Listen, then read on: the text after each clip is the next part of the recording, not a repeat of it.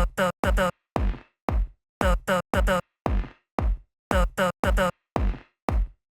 Fancy. Wise. Fancy.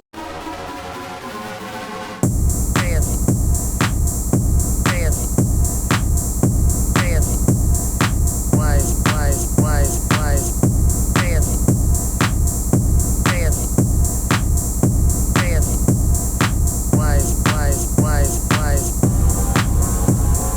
So saith the wise among them.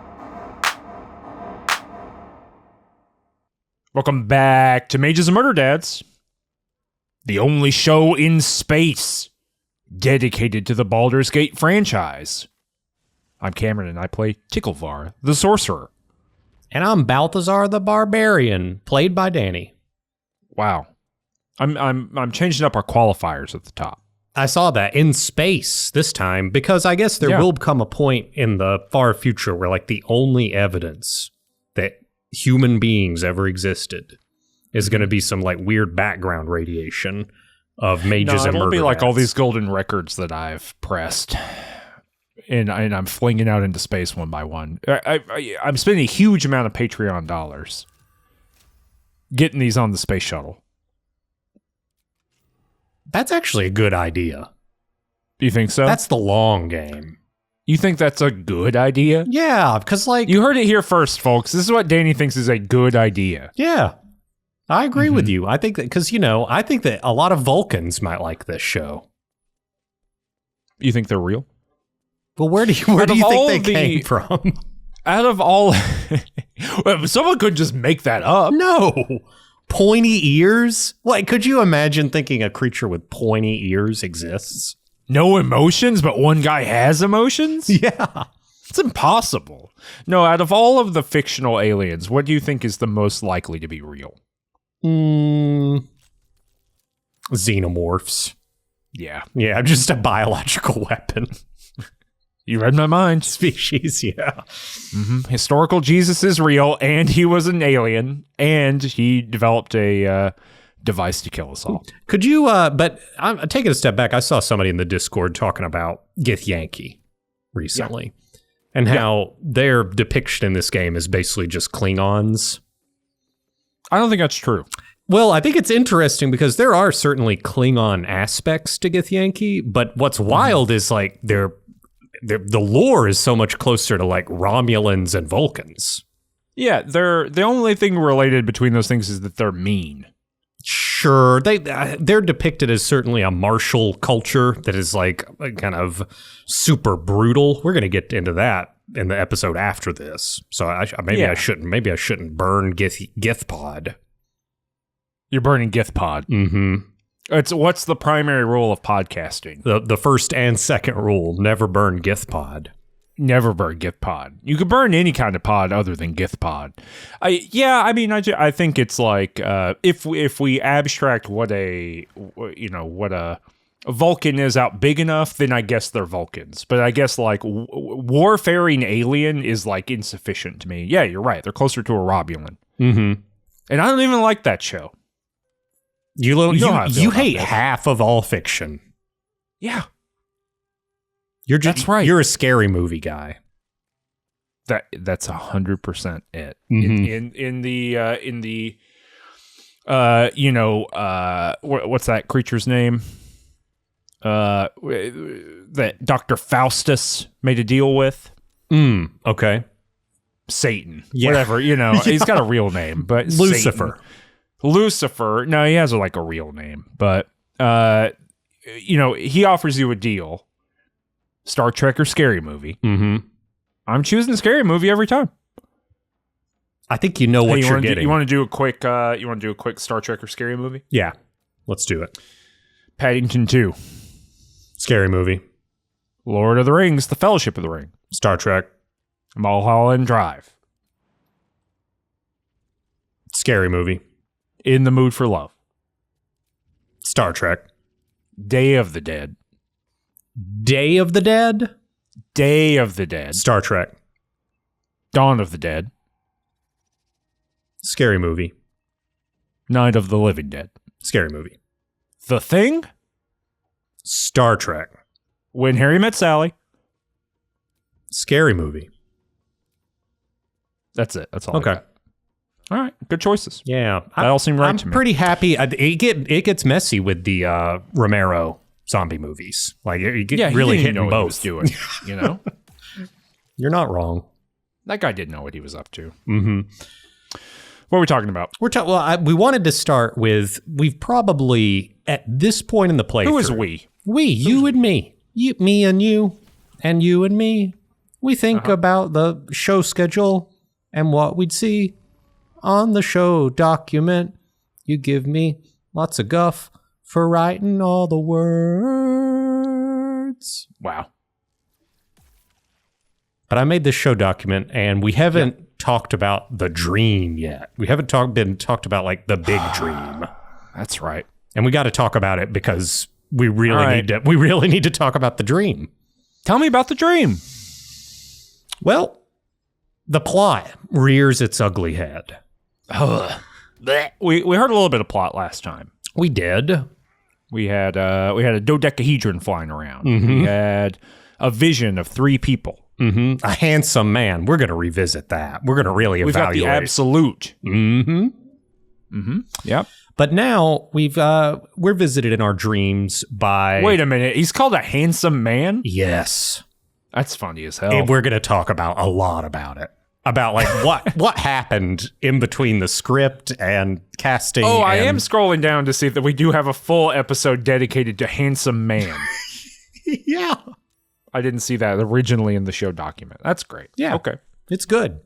So, at some point after we have that vision, generally speaking, we're going to be visited in our dreams by the Dream Guardian. This figure that we, shortly after making our own character, we like customize the appearance of another character. Yeah. So that they look different in our footage, but it's just like this person.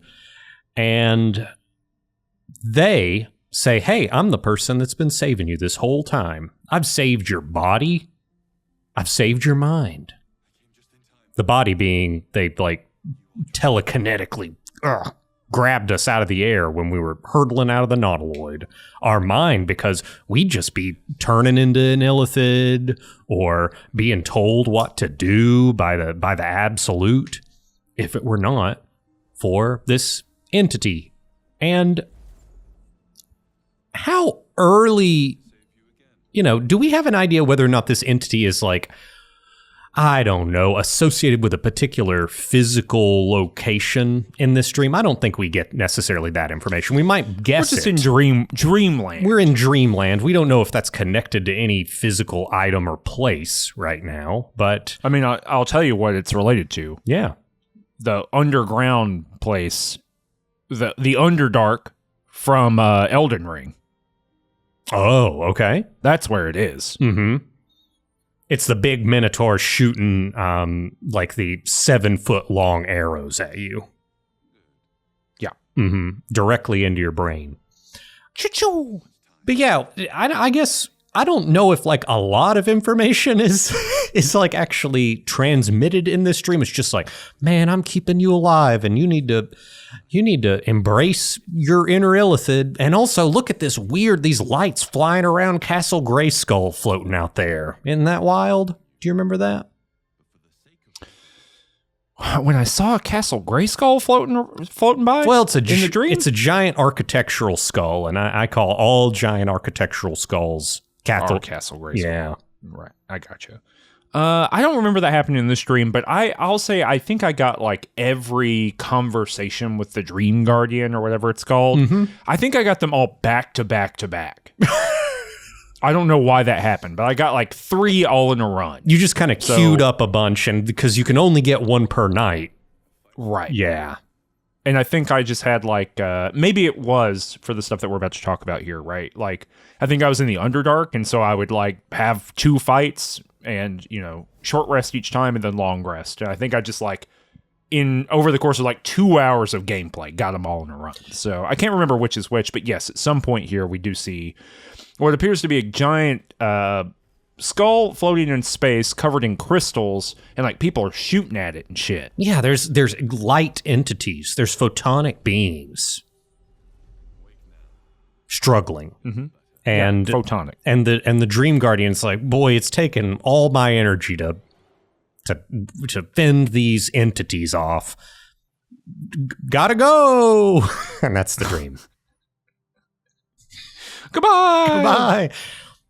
Balthazar has a dialogue option when she reaches my Dream Guardian is a woman.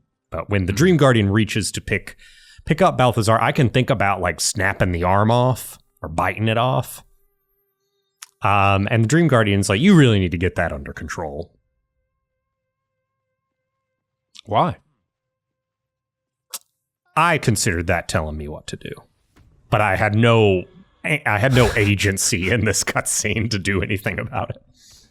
The game didn't allow you to make some considerations about what happens when someone tells you what to do? No, it didn't. Huh. Yeah. It'll be interesting to see how that goes off. But I will say, kind of, we left a little bit of a darker episode thematically for Balthazar last time. It was bleak.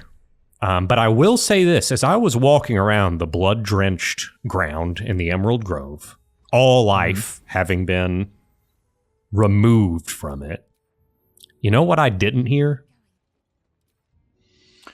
What you didn't hear? Yeah. Conspicuously absent. The laughter of children, perhaps? That wasn't there, but you know what else wasn't there? No one was telling anybody what to do. Why not? Because no one was there. Not even the birds. Not even the birds. Yeah, so interesting little thing. I think Balthazar's like growing his insight into what's going on and maybe what his mission is in life. But yeah. Depopulating the realms? We'll see. So, yeah, so let's move on to the Underdark. We played this in whatever order we played it, and we're covering it in, a common order. Did you do Underdark stuff before the climax of Act 1 and dealing with the Druid's Grove? Did you go down there and pop your head in? Oh, no. So it was all after. This is kind of very much in order for you. Yeah. Yeah. Well, I did the Mountain Pass first, but overall, yeah. Okay. I definitely at various points popped into the Underdark to do a fight and then popped out. And there were, because, there's just some fights in there that are way, way harder than others. And I wanted to grab a couple of items that are sold that are relatively easy to get to. So how did you get into the Underdark initially? Because there's more than a few ways you can access it. You remember that big phase spider talk? That's right. We were mentioning, so under the Blighted Village, there's kind of a blacksmith's shop, and then in the basement, there's kind of I think you had a breakable wall that you're able to smash down, and there are phase spiders. Scary. I got there via phase spider. Okay, gotcha. So you, there's a big fight, the big kind of arena, as it were, of the spider matriarch. And there's an abyss but the thing is, when you hover your mouse over the hole, it doesn't say abyss, where every other insta-kill area will say abyss. And frankly, I think we both probably knew, that's how you get down there, because I think some of the first streams, one of the first Panel from Hell streams that Larian did, Sven was like, I've got 5 minutes. I'm going to show you some weird stuff. And he jumped down into the Underdark, and that's how the stream ended. Yeah, did you know, have you jumped down into the Underdark? Because basically you fight this big phase spider queen or whatnot, and there's just a hole, and you gotta make the mental leap that you can leap down in there. Yeah. No one tells you that. Leap of faith. Have you ever jumped down without Featherfall? Yeah. Yeah, I did. I have. You know what happens? You just fall and die. You get this beautiful cutscene of showing you that, bioluminescent mushrooms, all kinds of stuff, and then you watch your character splat into the dirt. Do you know what happens if only one of your characters has Featherfall? Only they survive? they land beautifully in the cutscene, making you think everyone must have landed beautifully in the cutscene. And yeah, then the gameplay starts and everyone else is dead on the ground. And probably not even unconscious, just dead, right? Mm-hmm. Oh, that's good. You can, if the phase spider matriarch, at least on the difficulty level we're playing, if they're on the webbed kind of surface of the hole we're talking about, and you burn away the web, it will fall to its death, and its corpse will be down there in the Underdark where you would normally land. There was no web over the Underdark hole for me. Oh, interesting. Maybe I'm misremembering, but I'm pretty sure that there was something like that. I mean, I believe you. There's plenty of, I did the most damage to the phase spider during the fight by waiting for it to stand on big webbed bridges and shooting them out from under it, and it would lose like 40 hit points or whatever. Yeah, because I it's think heavy. maybe due to that weight modifier you were talking about a couple episodes ago. That's the problem. That's the issue. Interesting. Well, yeah, that's like one way to do it. Another way to do it is if you clear the Shattered Temple, aka Defiled Temple, there is a little puzzle, and you can just there's a cutscene where you solve that puzzle, and you can like go behind a wall that lifts up, and there's just a really big ladder, and the cutscene is like a couple seconds of you just going down a ladder and looking down, and the camera kind of zooms out, and you're like, wow, that looks exhausting. Going down that ladder for that amount of time. But yeah, you end up in like a Selenite outpost, like a Underdark, like kind of forward operating base for the old saloon organization. And there's also the Zentrum hideout, which I don't think either of us did initially. And I was like, you know what? I'm going to get some footage of just like what that looks like. And I was reminded when I was in there, you reminded me, yeah, there was an artist that was enslaved. And I was like, you know what? Let's just take care of this. So I got on my way out, I just tossed a little Molotov cocktail, and the Zentrum were already like priming the entire facility to explode. So I just tossed it into the gulch, and everybody but like the leader died.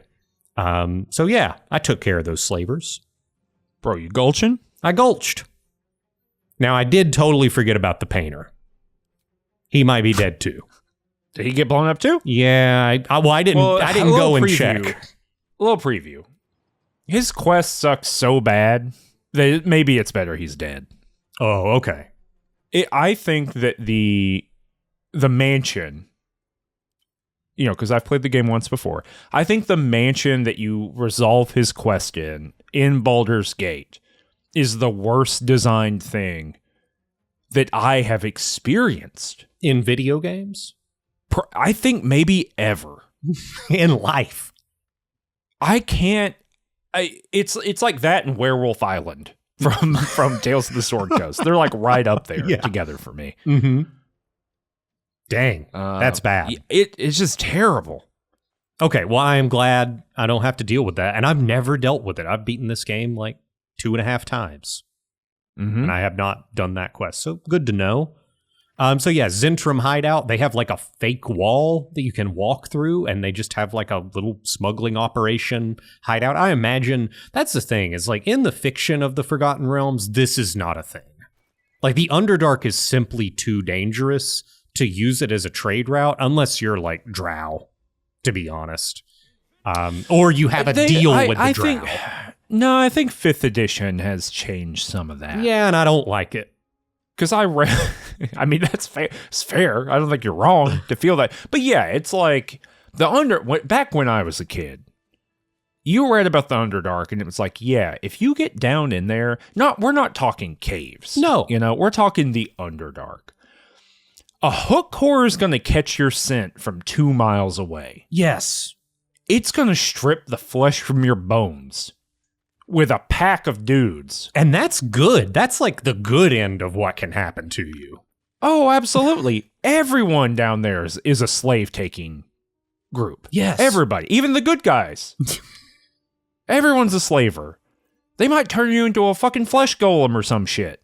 Yeah, you might. Right? It's all bad. It's so bad. It's so dangerous. I do think you're right. I think that 5th edition has identified that people think it's cool, and Dungeons and Dragons disproportionately works at Are you lower... coming from an ethical angle, or are you like, I think 5th edition's bad because it makes people think the Underdark is cool. Is that where you're coming from? No, it's just that I think from a marketing perspective, you want people want it. People want to interact with this thing. And Dungeons and Dragons is disproportionately played at lower levels. So like kind of the natural endpoint is, oh, well, now you can get to the Underdark and have some fun encounters at level 4, which is not a thing in like pre-editions before, 4th edition, certainly. Like, yeah, because I don't remember why I read it. Just like, because I like sat and read cover to cover the, is it like Out of the Underdark, or maybe Princes of the, whatever it is, whatever the Underdark 5th edition module is. Mm-hmm. Hold on, I don't know why I can't. It's like right behind me, but I just can't see it from here. List of Dungeons and Dragons adventures for 5th edition. Princes of the Out of the Abyss. Okay. Out of the Abyss. The adventure takes place in Underdark and begins when the players are captured by drow elves. They escape with a group of other prisoners. This is from Wikipedia. To find that demons have a stronger influence in the Underdark than expected. As they travel between locations searching for an exit from the Underdark, they discover that various demon lords, including Demogorgon, Zuggtmoy, and Jublex, have been unleashed. Then they go to Gauntlgrim and stuff like that. It takes you from like level 0 to level 15 or something. Mm-hmm. So it's and it's like, the Underdark is a whole big world. Figure it out. Sure. And so it's a way, it's doing exactly what you're saying, right? It's introducing the Underdark as like a place where all types of adventures can happen, as opposed to like the place you go to kill evil gods. Yeah. A place Period. that is so deep down, it's basically its own plane. Like it has planar it sucks so bad. characteristics. Yeah, 100%. But yeah, we're in the Underdark. There were a couple ways to get there. There's some, there's some stuff down here.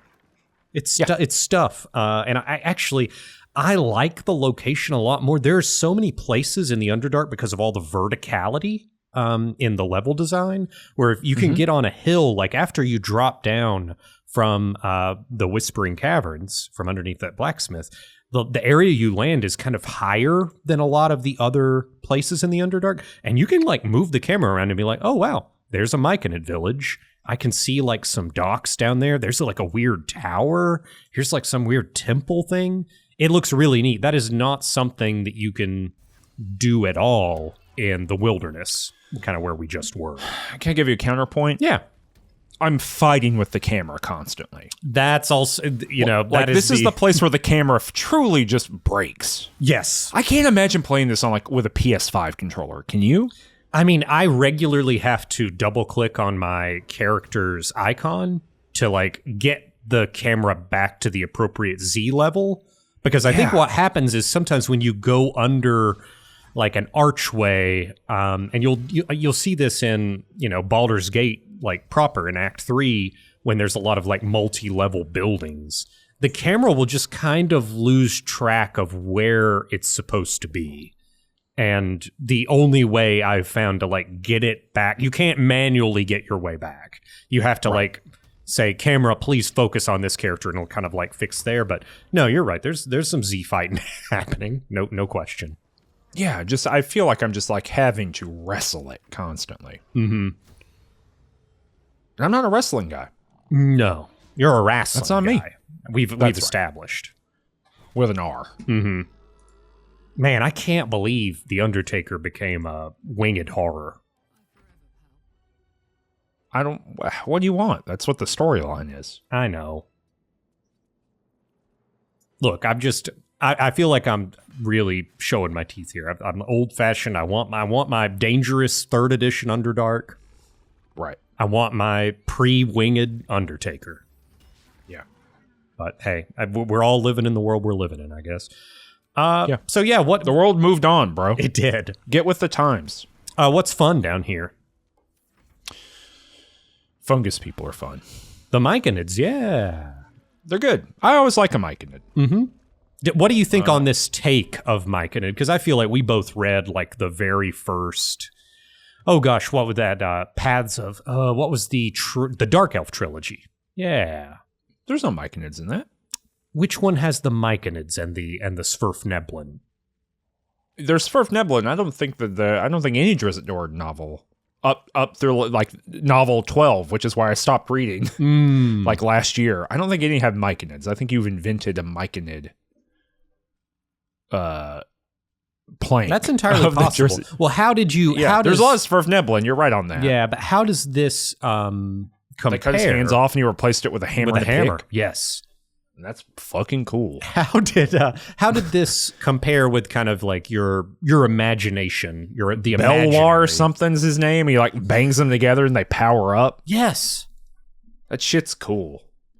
I'm sorry, you were talking about something less cool than what I was talking about. Well, yeah, I was talking about stuff in this game, my dude. Oh, hold on. Let me recalibrate. Let me recalibrate to the lesser product we're talking about. Okay, go ahead. Yeah. How did these Myconids, the interpretation of like how they work, do you enjoy that? Do you enjoy it the way they're presented? I think it's like straight up the middle. Mm-hmm. You know, they got spores. If you get in their spore cloud, it can like let you talk to them, and they got kind of like a government, but I don't get it. Sure, you know? You can't. Yeah, you're just not them.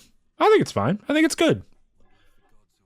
I don't think there's a lot there to have an opinion on. Do you have an opinion about this? I've seen them cooler, but I agree with you. You've seen them cool in what? I'm gonna be honest. A bucket? The last little D&D campaign I had, I think they were presented cooler. But that was a friend of the show Michael's fault, and not and probably not any written documentation. Yeah, I think that I agree with your assessment. So hold on, we got to go back. You were holding up the brilliance of one of our friends, and you're saying that because the game does not hold up to the good designs of one of our friends, then therefore it's not as good? Yeah. Like it's just not good? Every experience I have, I'm rating it in accordance with all other experiences. All other possible experiences. Yeah, irrespective of medium. All right. I'm getting on a roller coaster, and after that roller coaster, I'm like, you're like, is this as good as a hot dog? It's no. Like, where is this compared to Melancholia? Where is this compared to the life of Lewis and Clark? Where is this? Is this from the Superman television program or a different Lewis and Clark? Like one I'm unaware of. Oh, the historical one. Who? Like Lewis and Clark. Superman's not real. What are you talking about? I guess You mean like historically the TV show existed? That's what you mean. Yeah, if it did, sure. Okay, got it. I was gonna say it's kind of. Well, did you talk to these people? Did you help out the mushroom people?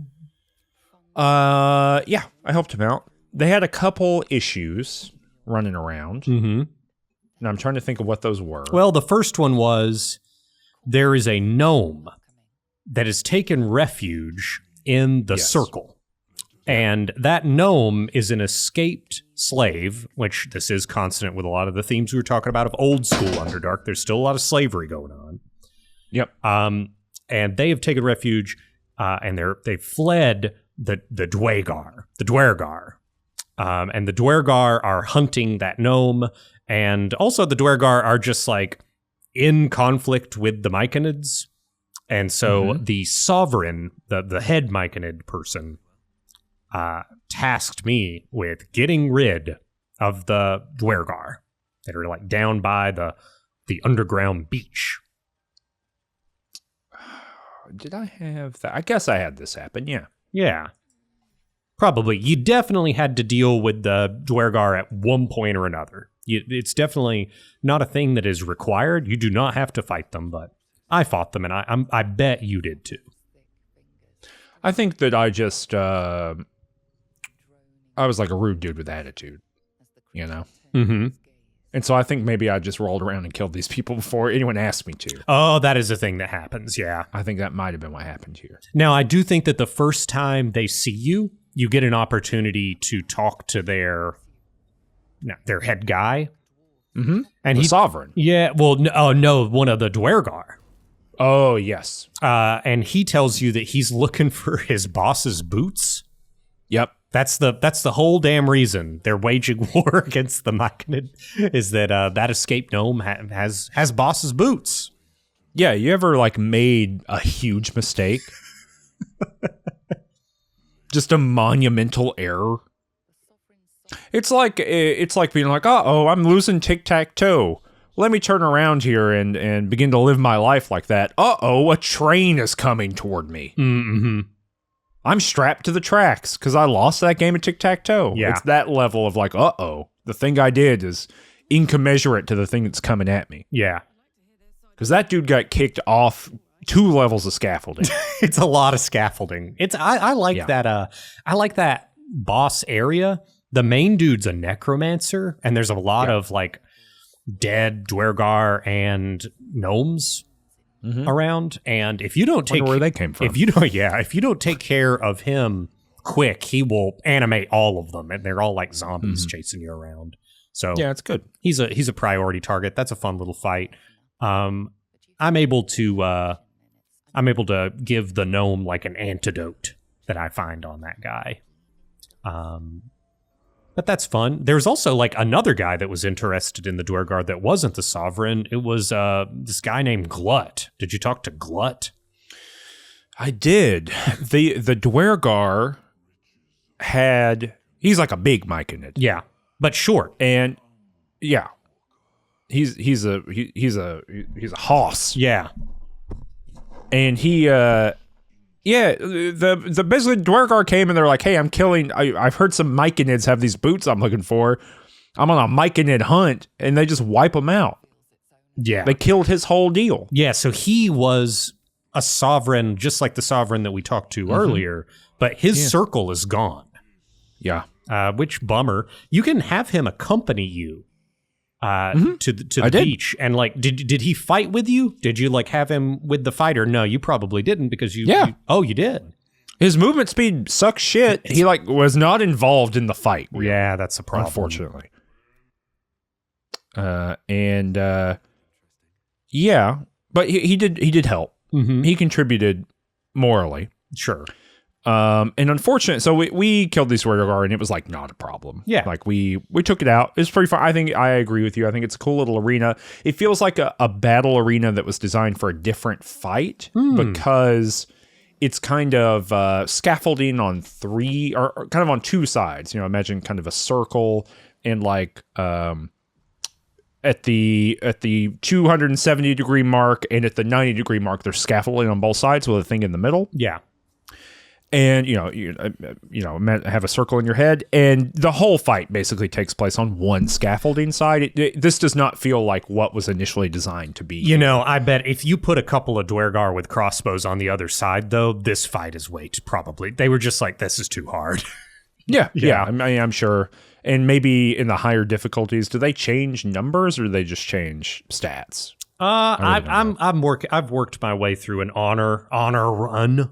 The honor difficulty, and it's mostly the moves, and gotcha. but it isn't like generally the number of enemies. But yeah, no, I liked it. It's a cool little fight, and I'm sorry that Glut didn't participate in your fight. I just did the fight alone, and then brought Glut there to kind of show him, hey, the Duergar are gone. Mm-hmm. And then he revealed some really interesting information. Yeah, he was like, hey, I'm strong and big, and that other Sovereign is no good. Let me be the Sovereign. And I said, I think that guy's doing a fine job. Mm-hmm. He's like totally cool. And he said, we're done here. And then he tried to kill me. Dang. And it didn't work. Yeah. Like even a little bit. No, it's a. Now I will say, I bet because one of his special abilities is raising the dead and like making a spore thrall, basically. Yeah. And someone has played this game and made like Everyone can do that, by the way. All Myconids can do that. Yeah. And someone has played this and had that guy be a really big part of the fight and made all of the Duergar, little spore guardians, and then had the dialogue and been like, oh, now I've got to fight you and just do this fight again, but with you also? That's definitely happened to someone.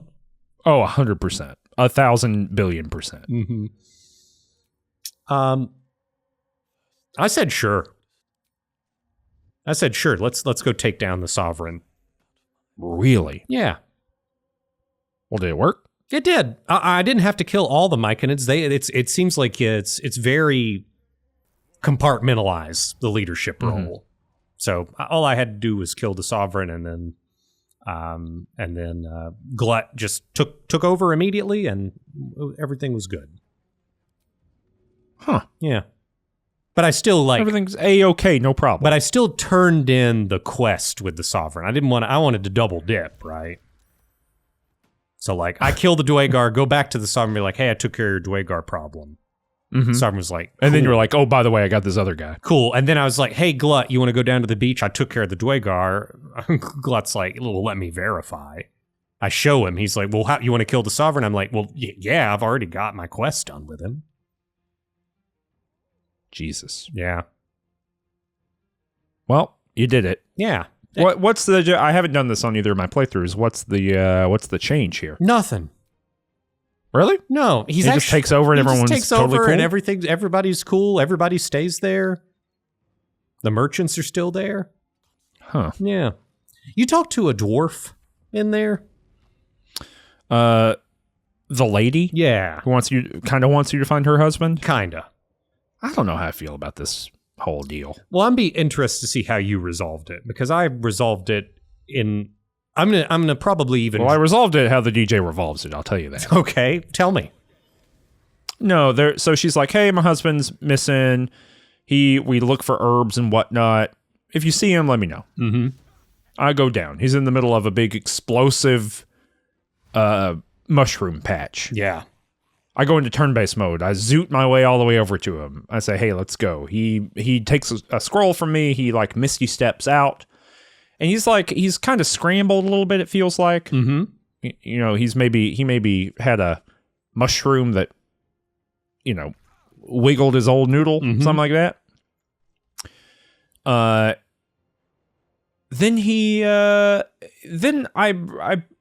She's like, glad you brought my husband back. Thanks. Talk to you later.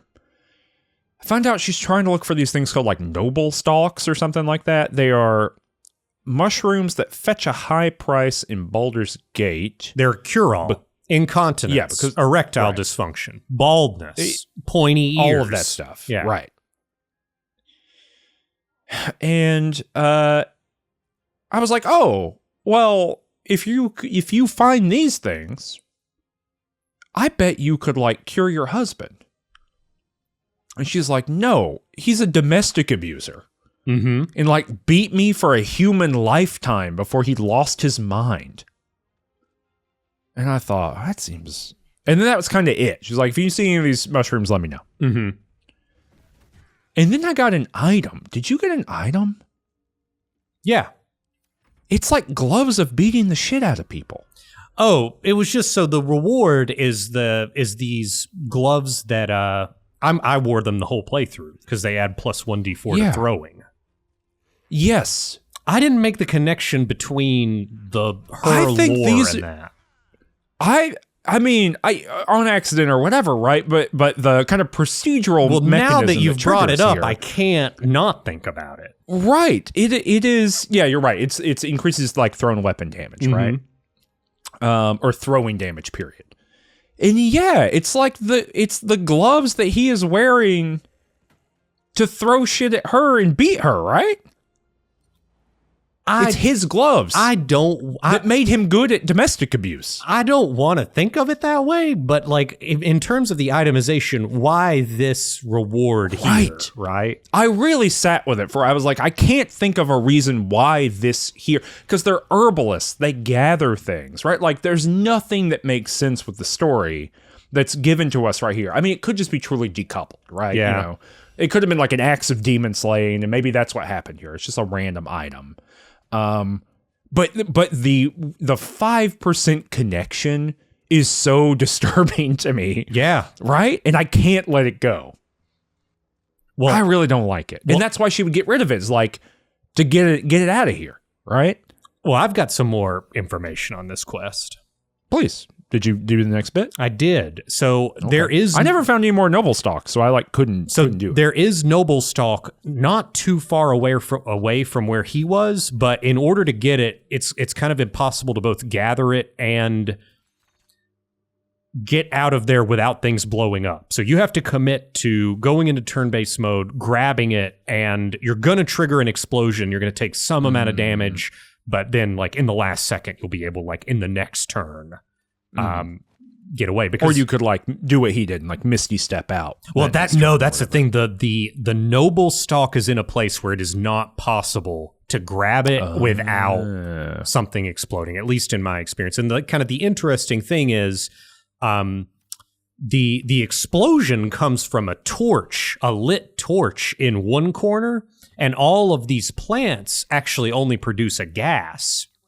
And there is a runaway gas effect, and when the gas reaches the torch explodes everything. It's actually pretty neat and intricate interaction. But anyway, I'm able to. Did you like throw a bottle of water at the torch? Oh, shoot the torch, so you can pick up the torch. The torch is in an area where you can pick it up, but the problem is you'll still die from the gas, just not as quickly. Oh, I see. Gotcha.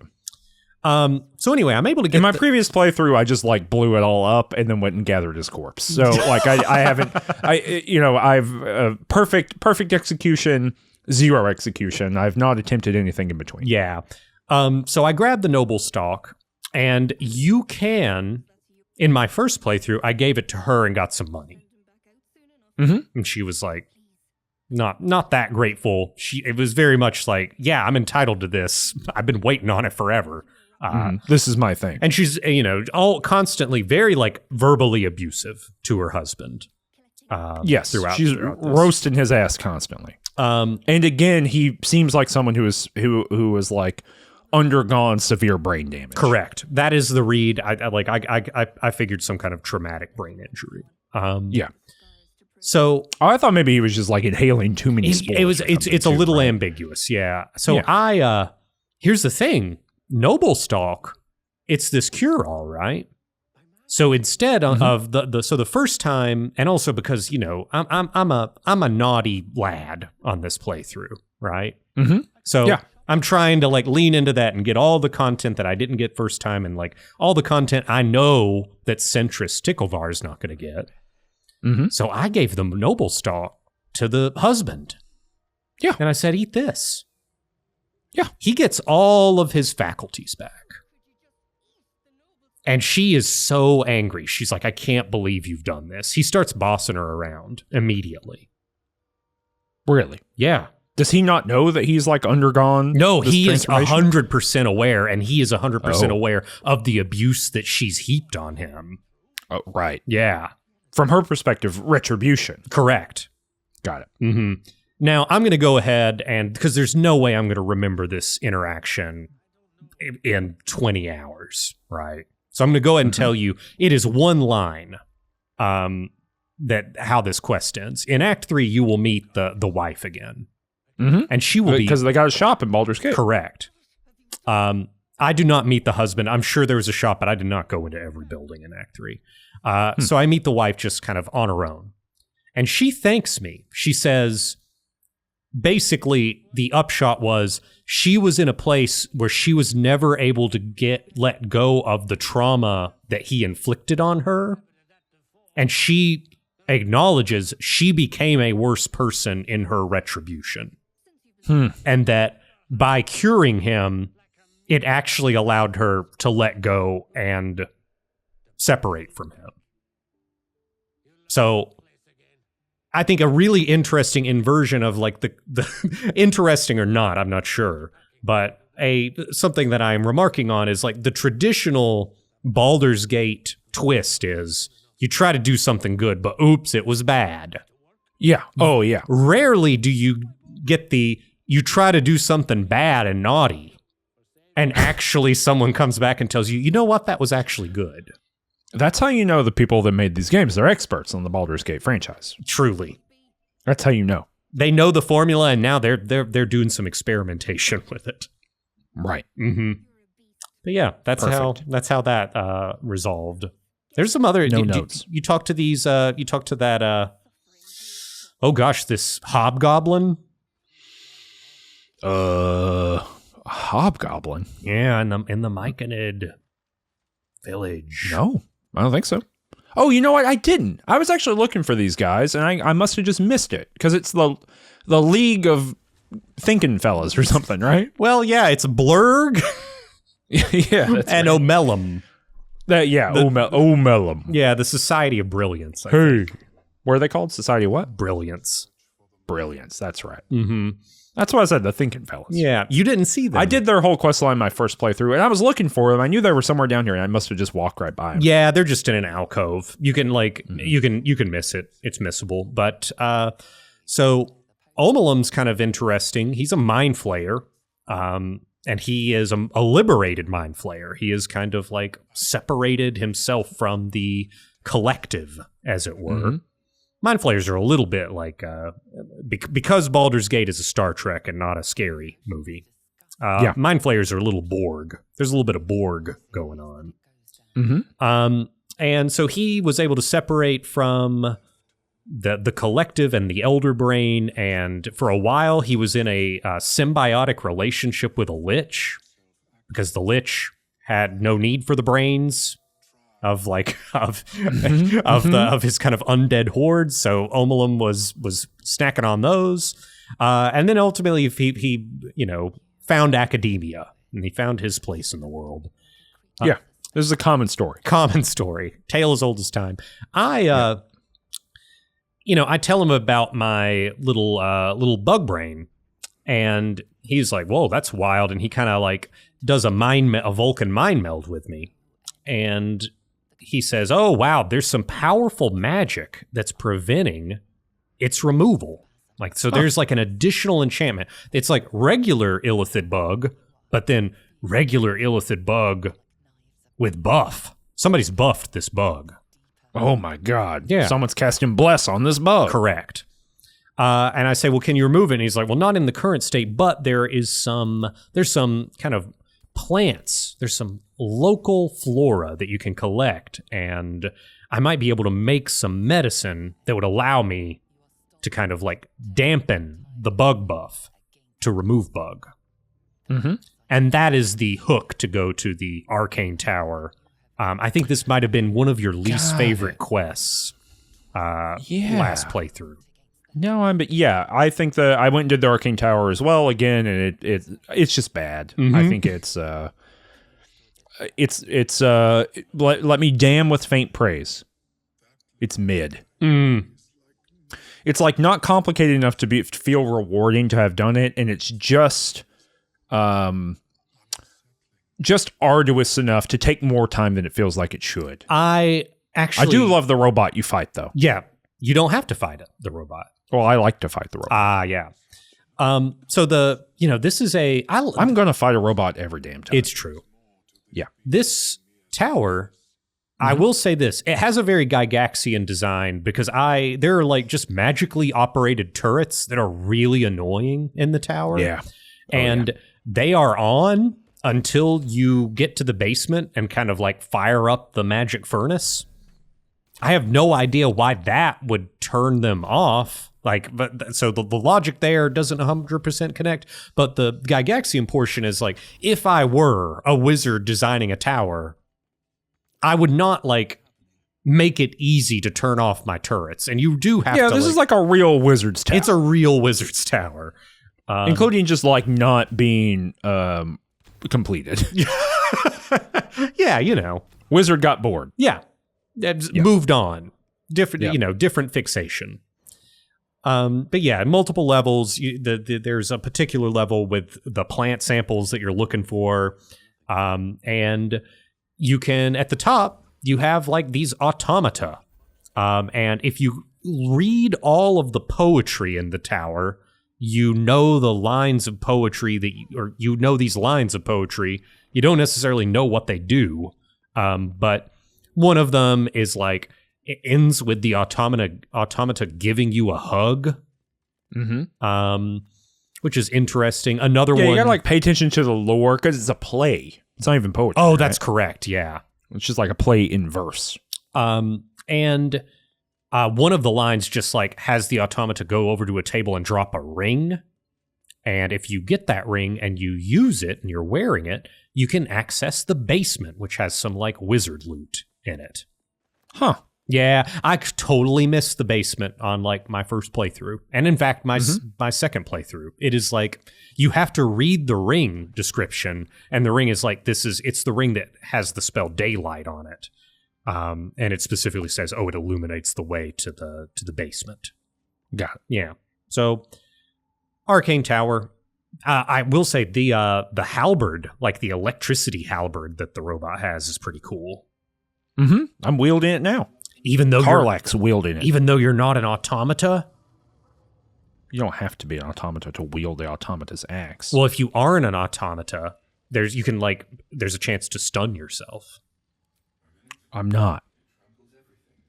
So, there you go. Oh, no, if you aren't an automata, there's a chance to stun yourself. I don't think that's true. No, it is. And in fact, there is an Act 2 item. They're like gloves that say, while you're wearing these gloves, you are an automata. I don't know if it's that. It's like construct. I don't think this is a qualifier on the item that I'm using. I tell you what. Do you believe your memory, or do you believe my encyclopedic knowledge of like the items in this game? I think I believe my own memory. Oh my god! I want to trust me on this. Let me see here. Right. What's that guy's name? Edwin, or something? Yeah. So we're The looking robot. at Arcane Tower. Arcane Tower. BG3. We've got the Light of Creation. It's looted from Bernard.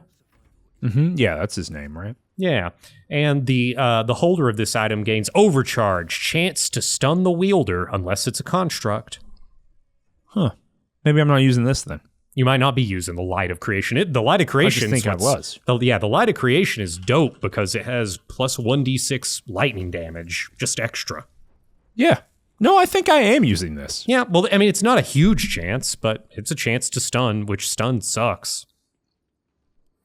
I just don't. I don't think it's ever happened. Well, there you go. Maybe it won't. Don't think about it. Oh, now I'm thinking. Now that I know it, maybe it's because I didn't know about it. Oh God! Or what if, like, because you're in Act 2 now, so maybe you have gotten the gloves that make Karlach a construct. No, I haven't. Okay, I'm pretty sure. Okay. Wait, do you think Karlach is already a construct? Do you think maybe that's it? Oh, ooh. You know, you could actually check because there is a page in the, like a section of the character sheet where it just collects all of your tags. So tags are like background, race, class, and those are all of the things that the game looks at to see whether or not you have like a dialogue option, basically. There's a Dark Urge tag. Yeah, because she's like part machine. She's part hell engine. That would be really cool if she has a construct tag. I'm gonna look right now. I don't know. I think you might just be really lucky. Maybe I'm being stunned constantly and I'm just not paying attention. That's just as likely as anything else we have said. It's totally possible. I think you are at a point. We're gonna cut to the footage and it's gonna be Karlach being stunned every other combat. Well, round. yeah, and she just, because her turn gets skipped, you don't have to like manually skip the turn. It automatically will skip the turn. Yeah, it's fine. I just don't know about it. I mean, it's correct me if I'm wrong, but at this point, as you're cruising around the Underdark, has Ticklevar ever been more powerful in the entire series? No. This is the peak, Ticklevar. And it's only getting higher from here. Yeah, he can do anything he wants.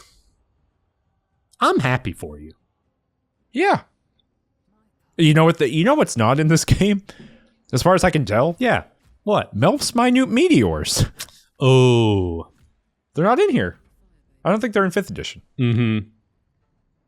So I can't do that and then just like shoot little shitty weapons for 10 combat rounds or whatever, right? Yeah. That might have been the Ticklevar issue, is I was just content to do that every time. All right. I've loaded the game up. Looking at my all right, let me see what. Yeah, Light of Creation. Mm-hmm. Overcharged chance to stun the wielder unless it's a construct, all right? Mm-hmm. That's true. You're correct. Let me click on over to her tags here. Wait, is it on the first? Yeah, it's on the first thing here. Adamantine Backlash, Bear Heart. Oh, you gotta. Sense. It's a different. So those are the active effects, and that will list That's Overcharge. right. Mm-hmm. You need to go to a different little page for the tags. Baldurian, Zerial Tiefling, Humanoid Barbarian Karlach. So no. Interesting. No, I guess she's just getting zapped all the time, and I just don't know about it. You might not. I'm ignorant. What's her gloves? I quit the game already.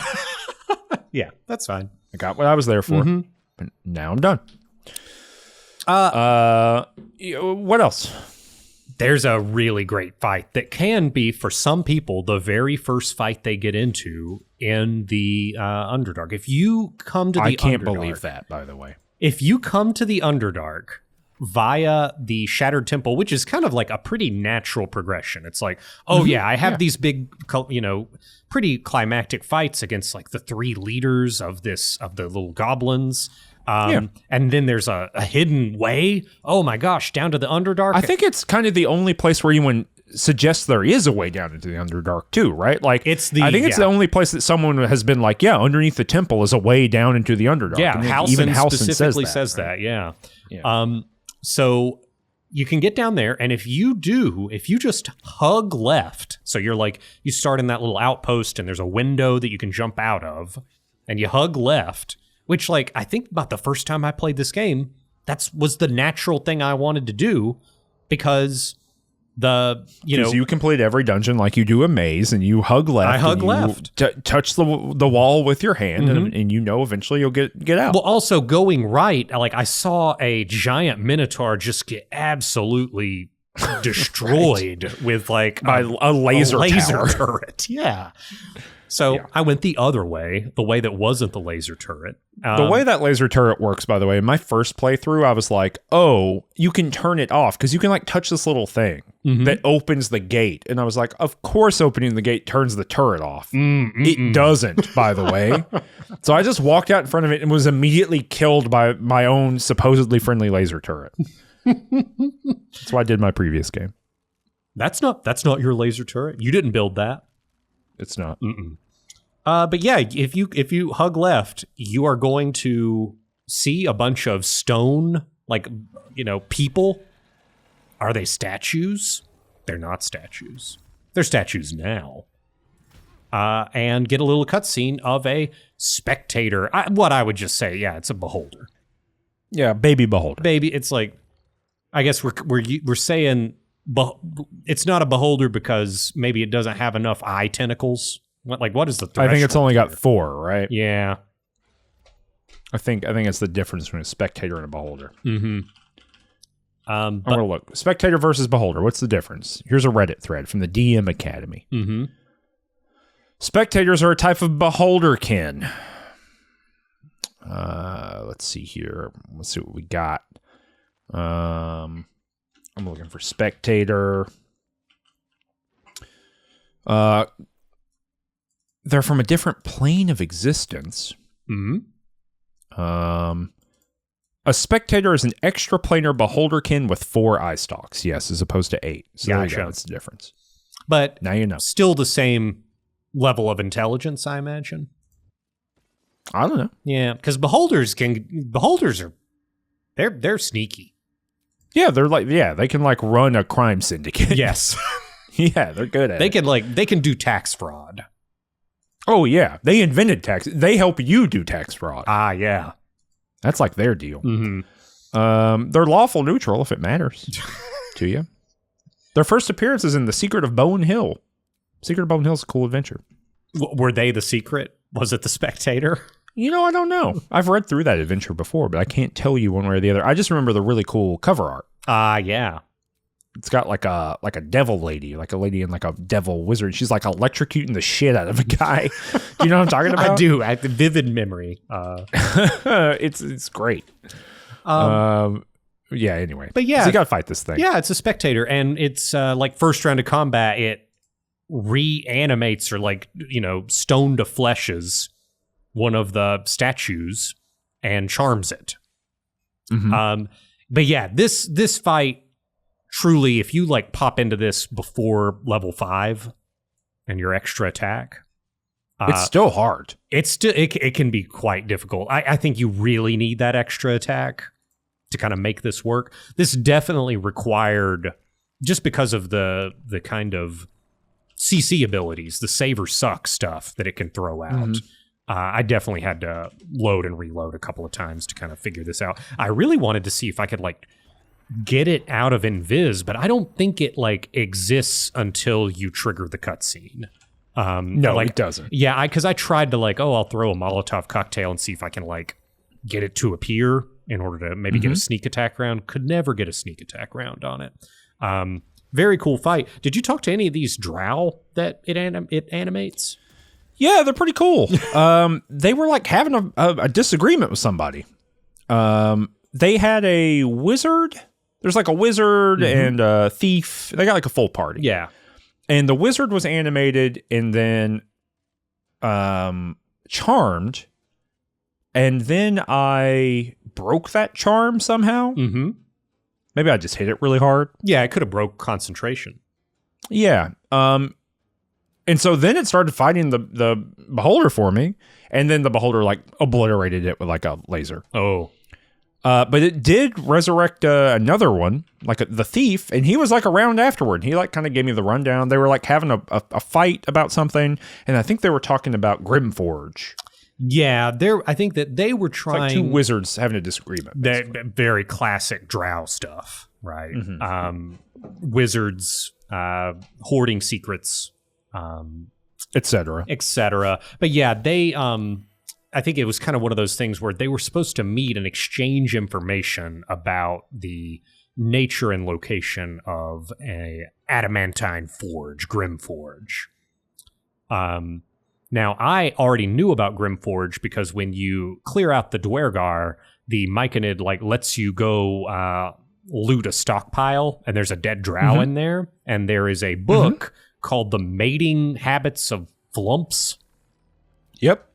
But it's not that. It's not that. That's an illusion. It's actually like an instruction manual for Grimforge. And there is, so like, that's probably one of the drow in the party, and then there were these guys that got turned to stone, and there's one other drow that has a like, it's interesting because I think also they all have a piece of a cool staff, like a cool frost enchanted staff, but you got to like combine it in your inventory. You only have to combine like a single digit number of things in this game, and this is one of them. But there's another one hanging out with hook horrors near the susur bark tree. And that's got to be a wildlife. He's just got like hook horror buddies. Yeah, he's like a susur tree studying preservationist guy, right? Yeah. Do you think he's he fancies himself? He's got a journal, and I'm pretty sure. He's got a journal on him, or maybe in his little camp there, and I think that's what it says. Yeah. He's like trying to figure out susur trees. I believe. I'm not 100% sure on that. But yeah, I think he was kind of a part of the Grimforge conspiracy as well. So there's a little bit of... I do like the area. Overall, the Underdark. There's just fun little stuff going on here and there. And are you done talking about it? No, I'm just kind of like observing. There's these nice little Gygaxian ecological connections in the area. Yeah. I think it's a very consistent area in terms of like what's up, and navigating it is difficult. Like if you just click across the map and like close your eyes, you're going to run into something that blows up and hurts you. Yeah. I like that there's a little bit of like that classic Underdark feeling to it, right? Of you need to be careful, you need to pay attention. There will be perception checks that get made, or survival checks, that happen automatically that like reveal cool stuff.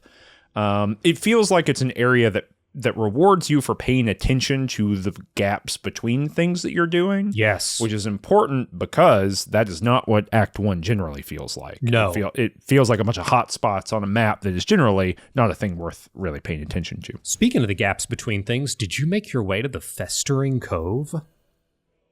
What you got to give me more than that. Okay, so near the entrance of the Arcane Tower, there's a lot of explosive plants, right? And there's close by, there is a like this big set of cliffs where you can jump up mushrooms to get to an area which was like the Hag's entrance into the Underdark, which is pretty cool. Yeah. Yep. Well, kind of adjacent to that, if you don't go that way and go kind of another way, there is, God, you really kind of almost have to know what you're looking for. But there is a small area where you can jump and then climb down, and you load into a different area. And there are a bunch of Koatoa down there. Oh, I don't know about this at all. Yeah, I first saw it in the early access, and it was an area that was early enough on in the early access that it just absolutely borked my game when I went down there and got in a dialogue. Like, it just completely, they did not anticipate people finding it, I don't think. But yeah, so you go down there, and there's probably like a dozen Koatoa and a Koatoa priest, and they're all like having an obvious ritual of some kind in front of an altar. And they're not hostile.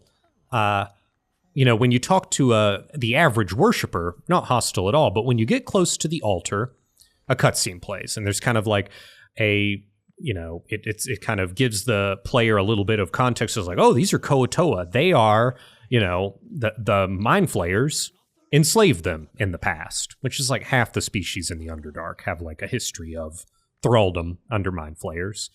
So that's not too unusual. But the one thing it says is like, I think I succeeded on maybe a lore check of some kind. And it says, that they have like the unusual ability to manifest their religious beliefs. And that's kind of the thing about the Koatoa. It's like when they believe something hard enough as like a society or culture or group, the thing they believe in happens. Like it becomes real. I don't know about that, but cool. It's interesting.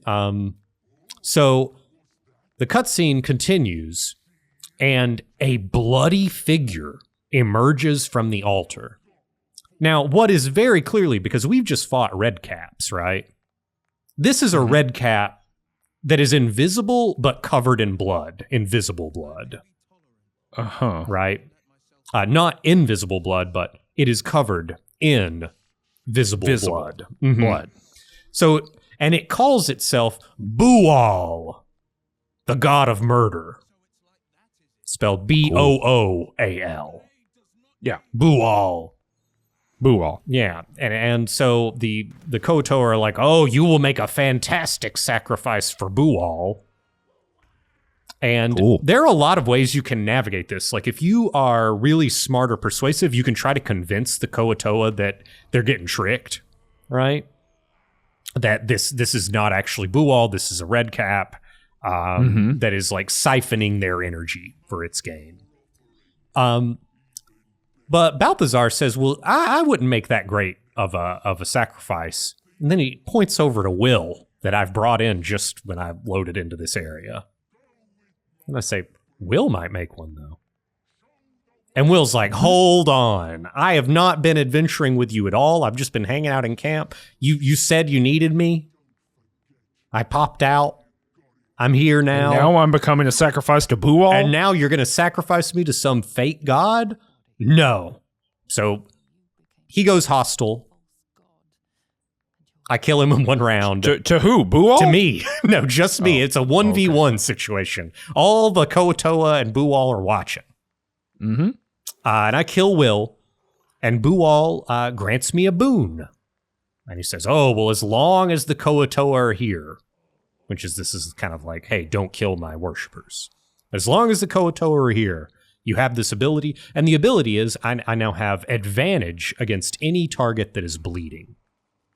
And it's Bual's... What? Yeah, Bual's Boon. For eternity, as long as the Kuo-toa believe in you? Yeah, as long as they believe in Bual? Correct, yeah. This is some horse shit. It's good. I only got this because there's a particular build that uses the kind of the Beast Heart Barbarian subclass, the Tiger aspect of the Tiger, which has an area effect attack and you cause bleed. And there's this particular build that will okay, at level 3, you cause bleed. And then at level 5, you can pick up a different aspect that, when you attack a bleeding enemy, you maim it, right? And then you can stack equipment that gives you reverberation. And reverberation has this effect of, every time you apply a status effect, it can take, there are all these little benefits that happen. You can take damage and reverberation stacks accrue on the enemy. And when you get to a certain number of reverberation stacks, they fall prone. And the way the combo works is if you're prone, you have to use your movement to stand up, right? That's right. 5th edition Dungeons and Dragons. If you are maimed, you don't have movement speed. So if you are prone and maimed, you are stun locked and you cannot get out of it until you are not maimed. Huh. Yeah. So there was a chance. I wanted to go ahead and do this because you only got the one chance to get this particular thing of having advantage against bleeding targets, which would be really useful. I didn't end up using it too much, but it's a nice little bonus. And now I don't have to worry about an extra dialogue box popping up whenever I go to sleep saying somebody wants to talk to you, which I've been ignoring Will when he's been wanting to talk to me. So now he's dead. He's in the Underdark. He was sacrificed to a red cat.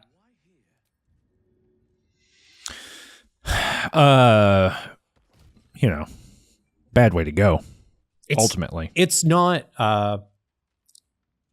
hook horror this. What do you think? Oh, I would rather be... The implication here is you're trapped in this for eternity somehow. You think so? You think when you get sacrificed to Bual, your soul is kind of stuck? Yeah, I do think that. Well, it's still just a red cap. Somebody, if Drow figured, stumble upon this, I think Bual's in trouble. They haven't yet. They're never going to. It's true. It's very hard to find. You have to, jump on little mushrooms and then get to another area, and you need to attack you really got to attack a little fire plant so it doesn't immediately explode when you get to the crevice that you need to get to. Yeah, it's one of those things. What else? What else is in the Underdark here? Well, I think one thing that probably I wonder, were you harassed by a bullet? Yeah, you were. How many separate encounters? One, maybe two. Maybe two. Mm-hmm. Yeah, I killed that thing pretty quick. Yeah, that's cool. So yeah, I think that there are kind of specific areas on the map that Bullet, aka Land Shark, aka Tremor, will kind of, there'll be a round where you see it, the kind of raised soil as it makes a path. And then it'll pop up for a couple of rounds. And I don't know what the deal is. I don't know, if any given time, any given fight, it will, be up for a couple of rounds and then pop back down. Or maybe you need to have encountered it a set number of times before it decides to, stay up above the ground and fight you. But yeah, it's level 5. It's probably, at the time a lot of people encounter it, one of the toughest things. It's got a really high armor class. It hits really hard. It jumps and it jumps on you. It jumps. Does a ground pound. Yeah, it jumps, and when it lands, it probably sends everybody prone nearby if they don't make a save. It's a cool fight. It is, if you're really lucky, you can actually get the hook horrors to fight it. Because that's one of the places it can pop up is up near the Susser tree. That seems bad. Hook horrors fighting bullets. Yeah. No, whoever wins, we lose. Oh, you know I gotcha. That kind of bad. Not bad from a conservationist perspective. No, but on like a steel sharpened steel. Oh yeah, you don't perspective. You don't want the Hookar leveling up. No, God no. You don't want him going up to level 8. Yeah. So it sounds like, as far as combat is concerned, you've got all the bases covered at this point. Like I'm smashing. Yeah. Yeah. Anytime a thing comes up, I got Lae'zel, I got Karlach, bing bang booming right through it. Mm-hmm. No problem. Easy. To the point where, is Shadowheart just completely support? Is Shadowheart doing offensive stuff? No. No. I mean, occasionally, so she will get a weapon soon that will make her a more offensive character. Mm-hmm. And will basically clonk stuff regularly after that point. But no, and just to be honest, I only have Shadowheart in the party right now because I do want to do Shadowheart's quest stuff that happens in Act 2. Yeah. And so I'm going to have her in the party up to that point, but after that point, I think I mentioned this in a previous episode, I'm going to sub her out for one of the characters who's introduced in Act 2 so that I can have that character through the rest of the game. Gotcha. So, okay. Yeah, she's not here for the long run. I do think Lae'zel and Karlach are here for the long run, though. Lae'zel is kind of the do anything fighting character. Yeah. Yeah. It's great. Well, I mean, you can respec all these things to whatever you want. You can, but it's just what, I think that fighter is just, this is the level range of the peak strength of the straight fighter, right? Yeah. And I think that overall the combat was fun in the Underdark. I think that the encounters were generally well conceived and kind of interesting, and I think the environment's a big part of that. Like fighting the Hookars amongst the roots of the Susur tree, that's interesting. And Hookars are like, no enemy feels too one note to feel super annoying. Like every enemy feels like it's got like a couple of things it can do, and when you mix a few of those together, it all the encounters feel just incredibly curated, and you can tell a lot of thought was poured into this. And the Susur tree too, because I think we mentioned it briefly earlier, but it basically has these big blooms that are anti-magic blooms, and you use them. You use it to power the elevator in the tower, but also you can use it for other stuff too. So I put a couple in the old camp, just in case I might need them later on. You know, because the thing is, if they're in your inventory, you just have like a 3 meter or maybe 1 meter anti-magic field around you, and nothing inside that can cast a spell. Yeah. So potentially really powerful. And it's the bark can be used to make a +1 weapon that like silences on hit, like either a great sword. Yeah, I duded all around the universe before this act was over just so I could make sure to do that, and talk about a huge waste of time. It's one of those things where when it is useful, you're like, wow, I'm so glad I have that. But I think the problem which is why I went and did it. Yeah, but the problem is we're gonna be getting +2 weapons very soon.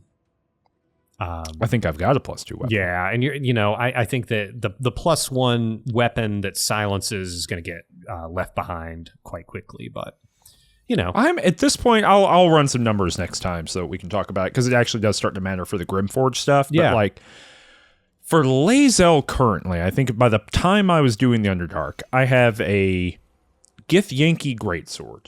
Mm-hmm. The Githyanki Greatsword, I believe, is a 1d12. It does plus 1d4 psychic damage if you're a Githyanki. Mm-hmm. And she is a Githyanki. I have a ring or a necklace or something that adds just +2 poison damage for free. The caustic ring, yeah. Sure. I got that on there. And of course she gets her benefits, and at this point she's got +4. She's got her 18 or 20 strength. Yeah. Right? And so first round of combat, every short rest, she's got 2 attacks. Yep. Then action surge, 2 more attacks. It goes real quick. Very bursty. Very bursty. And so she's just clanking the shit out of stuff, right? Even if one of those misses, it's kind of doesn't really matter. Mm-hmm. Still putting out a huge amount of damage. And so, yeah, I'm getting at max damage for the Greatsword. I'm it's 16 plus bonuses, right? Plus stat bonuses. So, it's real good. And like there's still I'm near the end of Act 2, and there's like still nothing better to equip her with. Right, Wow, in terms of weaponry. So just raw numbers wise. Mm-hmm. No, I think that the only other like because fighters get these bonus feats at kind of weird levels that other characters don't. And some people really leverage that by like comboing Polearm Mastery and Sentinel. Getting like just really maximizing the reaction, right? So like, with Polearm Mastery and Sentinel, an enemy is running to you. When they enter your range, your melee range, you get a attack of opportunity instead of when they leave. And because you're using a polearm, your range is generally, your melee range is generally longer than their melee range. And Sentinel, when you deal damage with a reaction attack, it stops their movement. So like that combo can like kill turns. Like but if you just dawdle too much. Yeah, correct. But yeah, I mean that's the thing is so many feats really gives you a lot of flexibility with a fighter. But yeah, no, it sounds fun. A similar stuff with Balthazar. Nothing new with respect to the build, but this the Underdark does unlock the Caustic Ring, that 2 damage. Going to be wearing that almost the rest of the game. The really now that I've heard Cameron's theory about the gloves of being possibly related to domestic violence, that's sad, but those gloves get worn the rest of the game. That and the Ring of Flinging means every time I throw something, it's just an extra 2d4 damage on top of that. I mean, I don't think, even if that is the case, I don't think you have to disavow the gloves. You never know.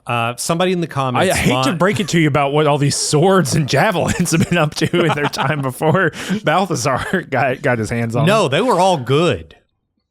They were all doing just things and good things in the world. Okay, got it. That makes sense. When I put on my my little headpiece, the Shadow of Minzo Baranzan, only righteous people wore that.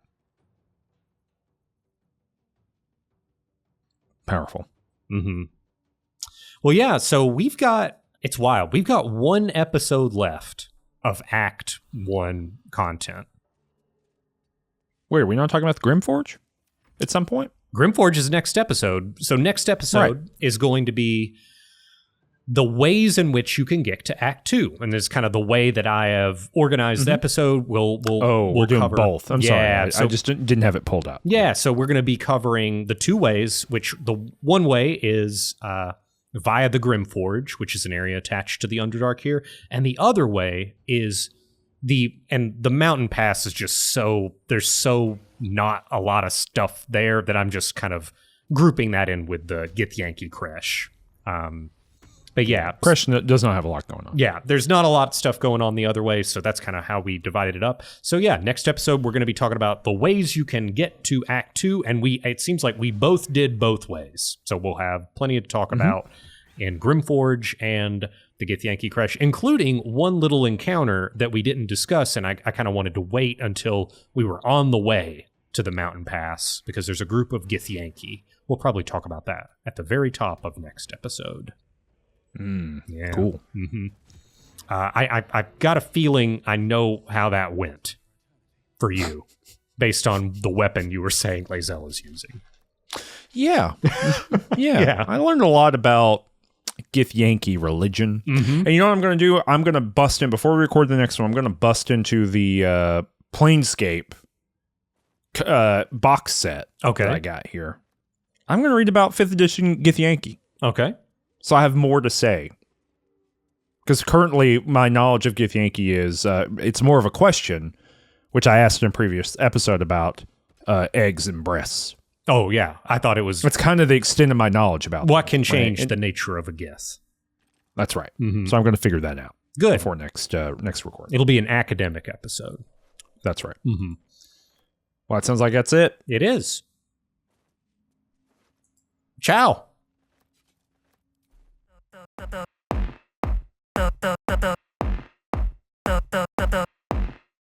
Wise.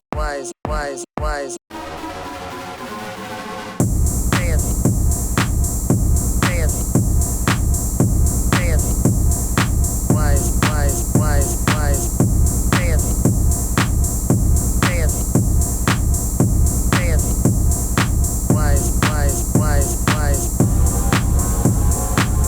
saith the wise among them.